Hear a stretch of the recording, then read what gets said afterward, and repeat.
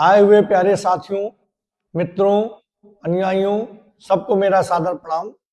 आज ज्ञान की चर्चा में हम जैसा कि पिछले काफी समय से अलग अलग विषयों पर बात करते आए हैं, उसी तरह आज भी हमारा एक नया विषय है जिस पे हम बात करेंगे। हम उम्मीद करते हैं कि अब तक जितनी भी श्रृंखलाएं हमने अपने शांति धर्म के बैनर तले आप लोगों के मध्य विचार विमर्श किए हैं, उनसे कुछ न कुछ ज्ञान हम लोग को मिला है, लाभान्वित हुए हैं। उम्मीद करते हैं कि आगे भी ऐसा होता रहेगा। हम चाहते हैं सब लोग उस ज्ञान से लाभान्वित हों जो व्यक्ति के मूल अस्तित्व से लेकर यानी जन्म से लेकर मृत्यु तक का मुख्य ज्ञान है।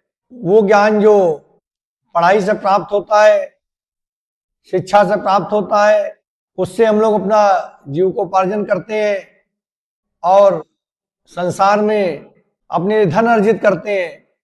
लेकिन जो ज्ञान हम अपने ज्ञान की पाठशाला के माध्यम से सब लोगों के मध्य पहुंचाना चाहते हैं, वो ज्ञान धन अर्जन के लिए नहीं है, उससे धनार्जन नहीं होगा। लेकिन व्यक्ति को ये जानने में जरूर आसानी होगी कि उसका जन्म क्यों हुआ और जब मृत्यु होगी तो आगे क्या होगा, उसका अस्तित्व क्या होगा, उसके साथ क्या जाएगा क्या नहीं जाएगा। और जब वो ये जान जाएगा कि उसके साथ केवल उसके कर्म ही जाने हैं तो निश्चित रूप से अपने कर्मों पर ध्यान देगा और बाकी संसार की शेष चीजें, धन, लोभ, मोह, माया, ये सब यहीं रह जानी है, तो उसका जीवन बदल जाएगा और एक खुशहाल जीवन जिसमें मन की शांति होगी। हो सकता है धन ज्यादा ना हो लेकिन मन की शांति जरूर होगी और चेहरे पे विश्वास होगा, एक आत्मविश्वास होगा जो किताबें पढ़ने से नहीं आता है, वो उस आध्यात्मिक ज्ञान से ही आता है जो हम आप लोगों के मध्य रोज चर्चा करते हैं। तो आज हमारा विषय खुद पर राज करने का जो हमारा विषय चल रहा है, उसका आज हम छठा लेसन जो है उस पर बात करते हैं कि घर के मंदिर में, घर के कोने में एक मंदिर बनाओ या पहले घर में एक कमरा बनाओ, कमरे के कोने में मंदिर बनाओ। घर का कमरा तुम्हारा किला है और किले का जो कोना है वो तुम्हारा मंदिर है। हम सब लोगों को चाहिए कि अपने घर में एक मंदिर बनाएं और जो मंदिर या जो भी किला है उसमें हम लोग बढ़िया साफ स्वच्छ होकर बैठें और भगवान का ध्यान लगाएं, वहां बढ़िया सी फोटो रखें, बढ़िया भगवान के भजन लगाएं और वहां हम डेली एक निश्चित समय पर पूजा पाठ करें, ईश्वर का ध्यान करें। जब हम डेली एक ही जगह पर एक ही समय पर कार्य करते रहेंगे तो वो हमारा जो मंदिर है, मंदिर का क्षेत्र, वो आध्यात्मिक रूप से चार्ज हो जाएगा और जब कभी हम परेशान या दुखी होंगे तो वहां पर बैठने से अपने आप हमें शांति मिलेगी और इस संसार निगेटिविटी से हमको आजादी मिलेगी। तो हम लोगों को चाहिए कि हम सभी लोग एक नियमित क्रम में पूजा पाठ करें, ध्यान लगाएं, ईश्वर का ध्यान करें, उस परमात्मा का ध्यान करें जिस कारण से यानी आत्मा हमारे शरीर में आई है और उसी की वजह से हमारी इंद्रियों को चैतन्यता मिली है। तो सबसे मूल जो अस्तित्व है परमात्मा का, जहां से हमको जीवंतता मिली है, उन्हें हम ध्यान करें, पूजा पाठ करें और समय दें। और इसके लिए हम अपने घर में एक मंदिर बनाएं, मंदिर में नित्य प्रतिदिन बैठे एक निश्चित समय पर और साफ सफाई के साथ बैठे, वहां जूता चप्पल पहन के ना जाए, फूल पेड़ पत्ती लगाएं, भगवान की फोटो लगाएं, अरे बढ़िया मधुर ध्वनि लगाएं और इस तरह से उस क्षेत्र को चार्ज करें, उस मंदिर के एरिया को चार्ज करें। और जब भी मन अशांत हो, मन दुखी हो, उसमें बैठकर दुनिया की निगेटिविटी से अपने को चार्ज कर सकते हैं और इस तरह से हम अपने मन को प्रसन्न रख सकते हैं और मन पर राज कर सकते हैं। अगला लेसन है खुद को ठीक करने का सबसे स्वार्थी तरीका है दुनिया को ठीक करने की कामना करें। खुद को ठीक करने का एक सबसे स्वार्थी तरीका है दुनिया को ठीक करने की कामना करें।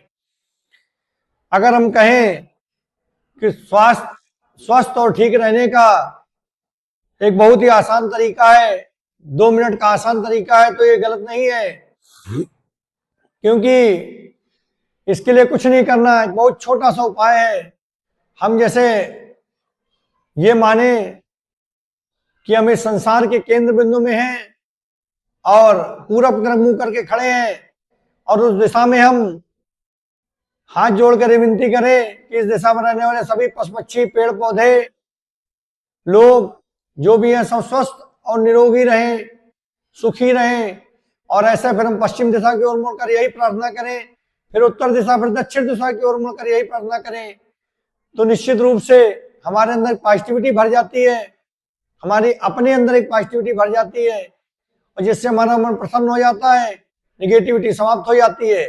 ये छोटा सा अभ्यास, छोटी सी प्रैक्टिस हमारे मन को पॉजिटिविटी से भर देती है। जब हम दूसरे के लिए अच्छा सोचते हैं तो हमारे अंदर खुद अच्छे विचार आने लगते हैं और हमारा मन प्रसन्न रहने लगता है, और इस तरह हमारा मन प्रसन्न रहता है और हमारा मन इतना विशाल हो जाता है कि हम सबके लिए अच्छा सोचने लगते हैं और अपना मन भी प्रसन्न हो जाता है और हम अपने छोटी सी दुनिया से निकल पूरे ब्रह्मांड से जुड़ जाते हैं। और इस तरह से सबके अच्छे के लिए कामना करने से हमारा मन तो प्रसन्न हो ही जाता है, निगेटिविटी खत्म हो जाती है और हम प्रसन्न मन से अपना जीवन व्यतीत कर सकते हैं।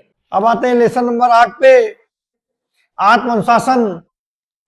हम लोगों ने अपने मन को एक बिगड़ैल बच्चा बना रखा है, उसे जब चाहिए, जो चाहिए, जहां चाहिए, जैसे भी चाहिए, हम लोग उसको देते रहते हैं और इस तरह से हमारा मन बिगड़ैल बच्चा बन गया है। और फिर हम कहते हैं कि हमारा मन हमारे कहे में नहीं है। जब हमने उसको खुद बिगाड़ रखा है तो हमारे कहे में कैसे होगा? इसको सही करने का सबसे अच्छा तरीका है आत्मनुशासन।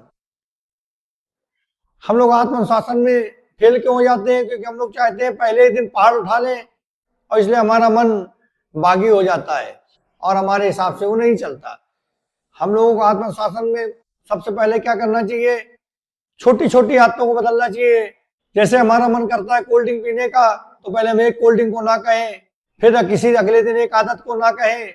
इस तरह से हम छोटी छोटी आदतों को जब ना कहते हैं तो हमारा मन एक विशाल लक्ष्य की ओर अपने आप चला जाता है और इस तरह से अपने मन पर कंट्रोल पा लेते हैं। तो आत्मनुशासन से हम अपने मन को कंट्रोल कर सकते हैं और इससे होगा ये कि आज जो हम मन के गुलाम हैं, हम मन के गुलाम नहीं रहेंगे, हम मन के स्वामी होंगे, मन हमारा गुलाम होगा।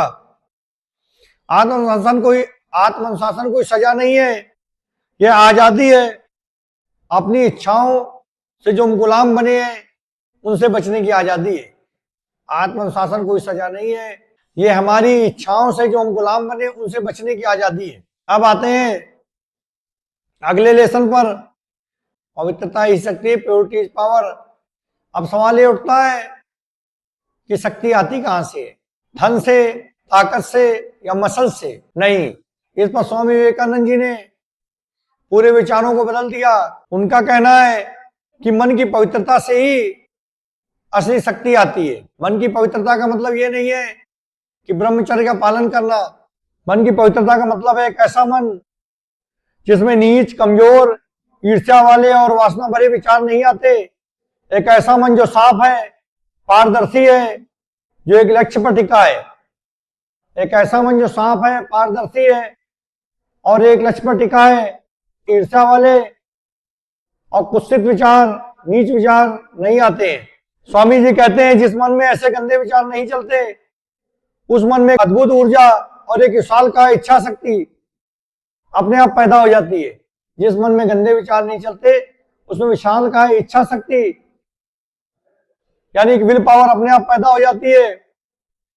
कल्पना करो एक ऐसे दिमाग की जिसकी ऊर्जा छोटी छोटी इच्छाओं में नहीं बटी है, जिसकी सारी शक्ति एक जगह पर फोकस्ड है। ऐसा दिमाग क्या नहीं कर सकता? एक ऐसे दिमाग की कल्पना को जिसकी ऊर्जा छोटी छोटी इच्छाओं में नहीं बटी है, एक जगह पर फोकस्ड है। ऐसा दिमाग क्या नहीं कर सकता? इंसान जब कर गुजरने की ठान लेता है तो सारी कायनात भी उसकी मदद के लिए आगे आ जाती है। एक ऐसा दिमाग जब कुछ कर गुजरने की ठान लेता है, सारी कायनात भी उसकी मदद के लिए आगे आ जाती है। इतिहास में जितने भी लोग महान लोग हुए, लीडर हों या वैज्ञानिक हों या जो भी रहे हों, कलाकार हों, सबके अंदर एक जबरदस्त सेल्फ कंट्रोल और एक मन की पवित्रता थी। उन्होंने अपनी सारी ऊर्जा अपने काम में झोंक दी। यही कारण था कि स्वामी विवेकानंद के पास ना तो पैसा था, ना कोई सेना थी, फिर भी उन्होंने पूरे विश्व को हिला दिया। मन की पवित्रता की वजह से स्वामी विवेकानंद जी ने, जबकि ना उनके पास पैसा था ना सेना थी, फिर उन्होंने पूरे विश्व को हिलाकर रख दिया। उनकी आवाज से पूरी दुनिया हिल गई, क्योंकि उनके पास मन की पवित्रता थी। जब कोई मन शुद्ध होता है, पवित्र होता है, तो उसके अंदर एक गजब की एनर्जी होती है, और उसकी एनर्जी जो छोटी छोटी इच्छाओं में नहीं बटी होती। और जब जिसकी भी एनर्जी एक बिंदु पर केंद्रित होगी, एक लक्ष्य में फोकस होगी, तो जब वो कोई चीज करने के लिए ठान लेगी, ऐसा भी जब कुछ करने के लिए ठान लेता है, तो उसमें सारी कायनात भी उसकी मदद के लिए आगे आ जाती है और कोई भी कार्य संभव नहीं रहता। इसीलिए जितने भी महान लोग हैं, बड़े लोग हैं, जिन्होंने इतिहास में नाम कमाया, वो अपने एक लक्ष्य पर केंद्रित रहे और उन्होंने वो कर दिया जो करना एक आम व्यक्ति के लिए संभव था। जैसे स्वामी विवेकानंद जी ने, जिनके पास ना सेना था ना पैसा था, फिर भी पूरे विश्व को उन्होंने हिला कर रख दिया अपने विचारों से, क्योंकि उनके पास मन की शुद्धता थी और एकाग्रता थी। तो मित्रों, हमने आत्मअनुशासन के विषय में ये सारी चीजें जानी कि अपने मन को अपने काबू में कैसा करना है, और जो व्यक्ति अपने मन को अपने काबू में कर लेगा वो दुनिया पर राज करेगा, और जो मन के काबू में रहेगा, जो अपने मन का गुलाम रहेगा, वो दुनिया पर राज नहीं कर सकता, क्योंकि गुलाम कभी दुनिया पर राज नहीं करते, वो सिर्फ गुलामी करते हैं। इसलिए हम लोगों को चाहिए कि अपनी पोस्चर को सही करें। जैसा हमने बताया था, कंधे को पीछा करें, सीने को आगे करें, गर्दन सीधा रखें, ताकि उनके अंदर आत्मविश्वास पैदा हो। हिलते डुलते रहना बंद करें, एकाग्रचित हो, ताकि उनकी एनर्जी किसी एक काम में लग सके। अपने मन को स्थिर करें, अपने घर में एक मंदिर बनाएं और उसको आध्यात्मिक ऊर्जा से चार्ज करें, उनको मन की एनर्जी मिलेगी। आत्मशासन लाएं, अपने मन को अनुशासित करें, बिगड़ैल बच्चा न बनाएं, ताकि मन के वो गुलाम न रहे, मन उनका गुलाम हो जाए। पवित्रता लाएं, पवित्रता में ही शक्ति है। पवित्रता लाने से उनके अंदर एक अलग से ताकत आ जाएगी, जो उन्हें मानव से महामानव बना देगी, और वो कर पाएंगे जो एक आम इंसान के लिए करना संभव है। अगर हमने अपने खुद पर राज करने के जो तरीके बताए, जो 9 तरीके बताए, अगर हमारे मित्र लोग इसको अपनाएंगे तो उनके अंदर नेगेटिविटी विचार खत्म हो जाएंगे और बहुत ही सरल ढंग से, बहुत ही उचित तरीके से अपने जीवन की जीने के तरीके को बदलने के साथ साथ अपना जीवन बदल सकते हैं।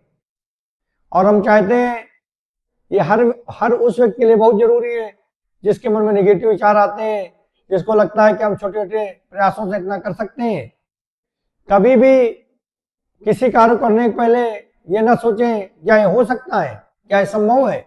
अगर हम ये सोचते हैं तो इसका मतलब करने के पहले ही हार गए, और जो व्यक्ति हार जाता है वो कभी कुछ नहीं कर पाता। इसलिए हम लोगों को पोस्चर बदलते हुए, मन में एकाग्रता लाते हुए, पवित्रता की शक्ति को अपनाते हुए, घर में मंदिर बनाते हुए, अपने मन को एकाग्रचित करते हुए मन को अपना गुलाम बनाना है और इस संसार में राज करना है, मन का गुलाम नहीं बनना। मित्रों, इसी के साथ आज के ज्ञान की चर्चा में यही समाप्त करते हैं। अगले दिन फिर आप लोगों से मुलाकात होगी। तब तक के लिए नमस्कार। ओम नमः शिवाय। जय बोल, जय।